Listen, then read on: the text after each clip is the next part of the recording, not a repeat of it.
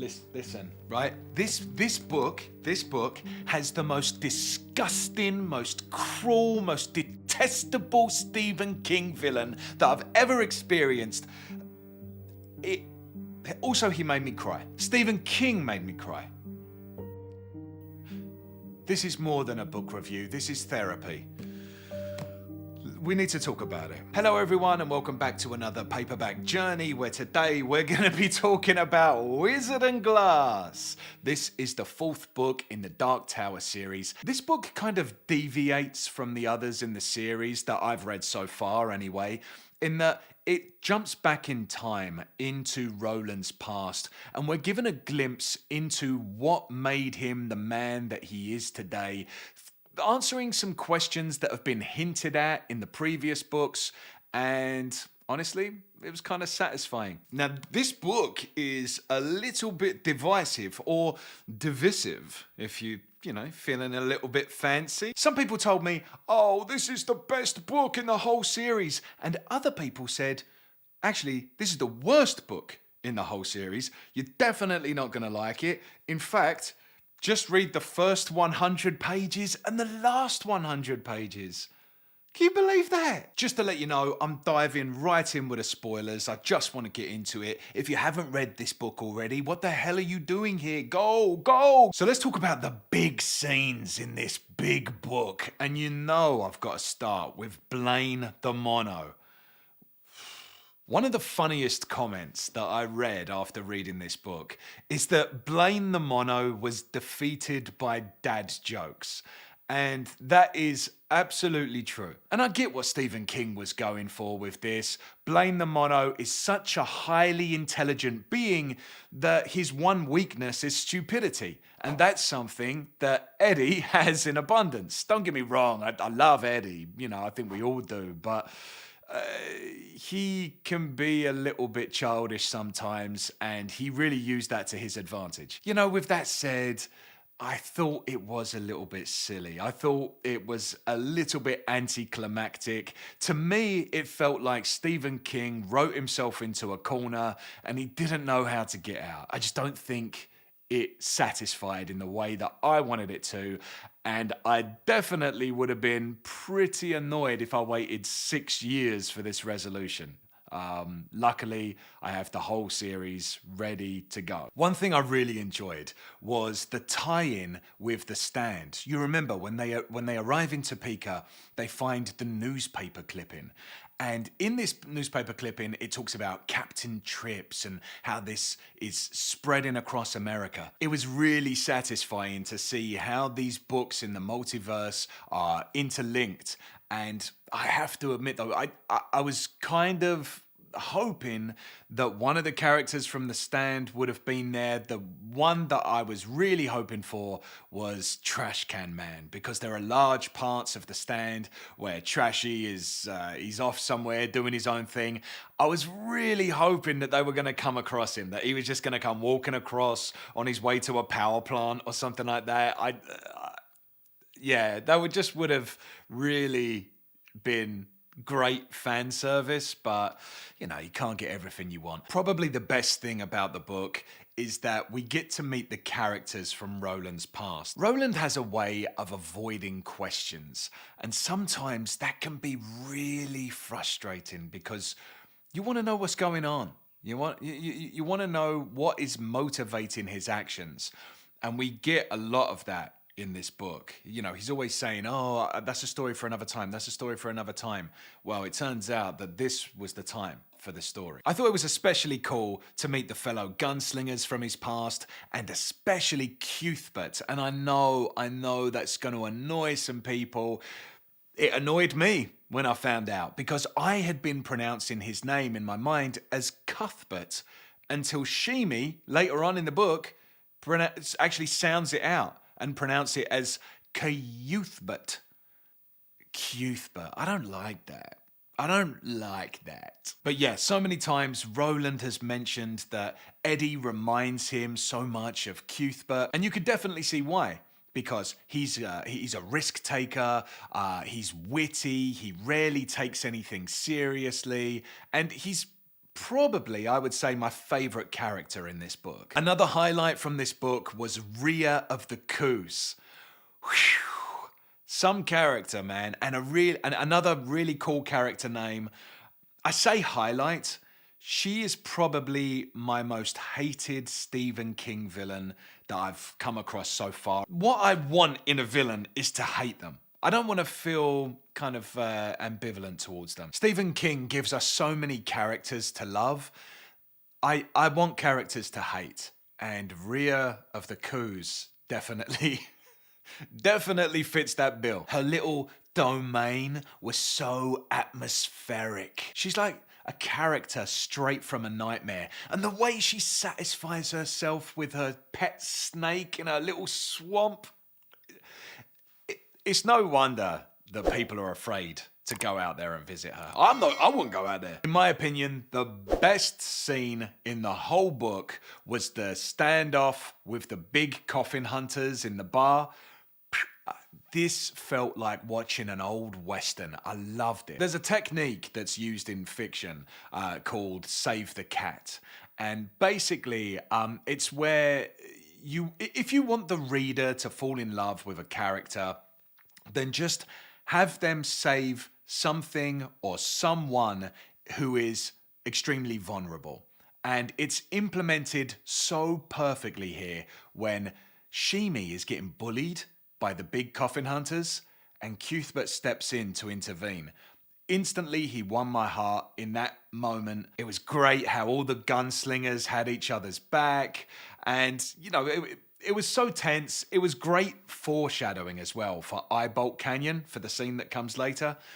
Yeah, I think this is one of those scenes, a little bit like the scene in the tunnel from The Stand. Just a scene that I'm going to remember for a long time when I think about Stephen King. And speaking of the Eyebolt Canyon, that was just another awesome part of the book.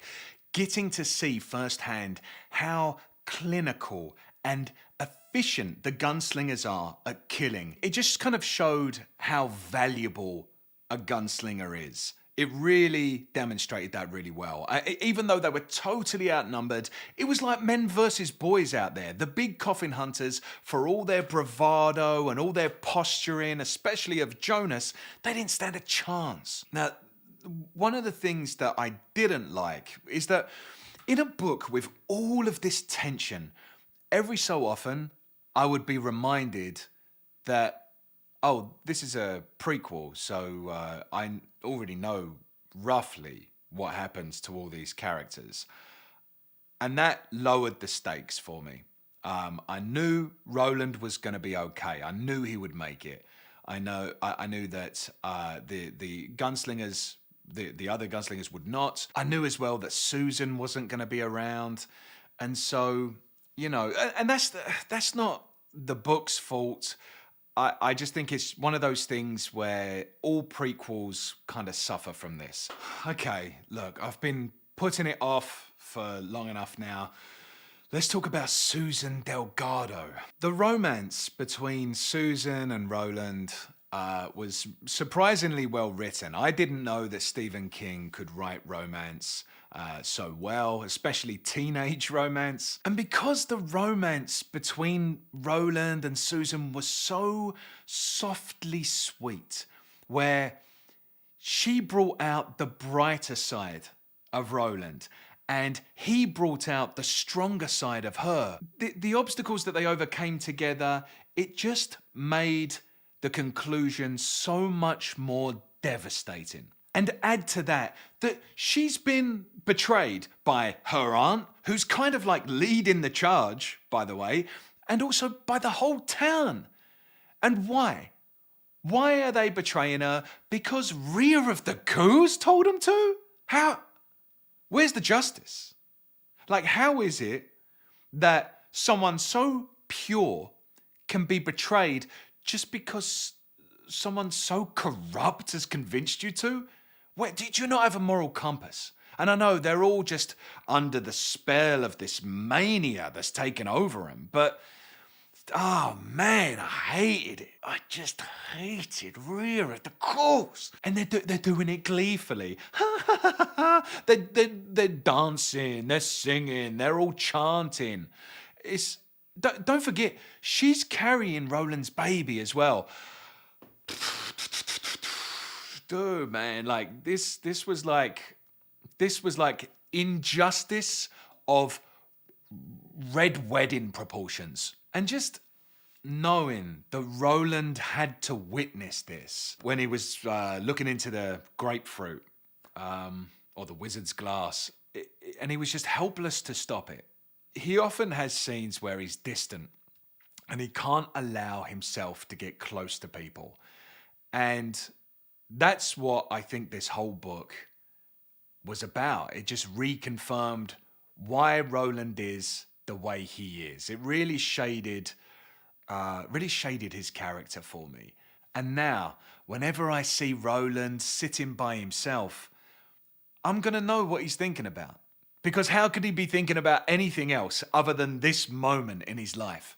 Ah, man, poor Roland. Poor Susan, you know. And Susan's sacrifice reminded us all that sometimes when you're ride or die, you die. Later on, Randall Flagg reappearing was really cool. It's always satisfying, I think, to see Roland and the Man in Black go at it with each other and using Jake's gun because it wasn't from this world.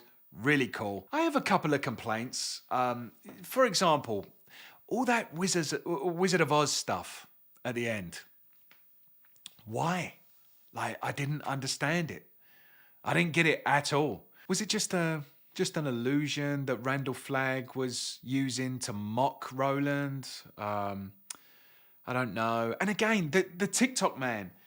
Listen, if you're going to have such a cool name, don't be so useless. Honestly, what I would have preferred, and again, I don't want to talk about Trash Can Man too much from the stand, but wouldn't it have been cool if Randall Flagg had found some way to take Trash Can Man with him through all the different worlds and getting to see Trashy just reacting to all the different worlds, wanting to set everything on fire? I think that would have been cool, but you know, that's just like a personal wish list. I really like Trash Can Man. You can probably tell. Also, I felt like the length of the book was a bit too long, if I'm being honest. I think there's even a scene where Cuthbert is sitting around and he says to Roland, listen, we need to do something. Most of the time, we're just sitting around doing nothing, talking about what we're going to do. And I was thinking, yeah, Roland, listen to him. You got to do something. So if even the characters in the book are complaining that nothing's happening, you know, that's when you know you probably could have shaved 200 pages off of this book and still told roughly the same story. Okay, let's get to the ratings. So, plot. I'm going to give the plot 3 stars. I thought it was decent. Don't get me wrong. Like I say, there were really impactful moments for me. But it just wasn't my favorite of the series so far. But I preferred this to The Gunslinger. Characters, 5 stars. And that's thanks to Shimi, to Rear of the Coos, Cuthbert, the Big Coffin Hunters, Susan, just 5 stars, man. You can't not give 5 stars. The setting, I'd give the setting 3 stars out of 5. It's okay, better than average. Originality, 4 stars. And overall, I would give this book 3.5 stars out of 5. I didn't like it as much as The Drawing and the 3. I didn't like it as much as The Wastelands, but I think that it was absolutely essential to know this information. That's how I feel about it. And I've heard a lot of people say, oh, you know, I enjoyed this story much more on my second reading. You know, after I'd got done with the series and I went back, I enjoyed this story much more. But, you know, people said that about The Gunslinger as well. And sometimes I just want to enjoy the story the first time I read it. If you wasn't already aware, I'm currently reading the entire multiverse of The Dark Tower. And this was book 7 on my 24-book journey to The Dark Tower. If you enjoyed this review, then please subscribe. And if you'd like to continue our journey together to The Dark Tower, then you can click up here where I'll be reviewing The Mist. See you in the next one. Thanks for watching.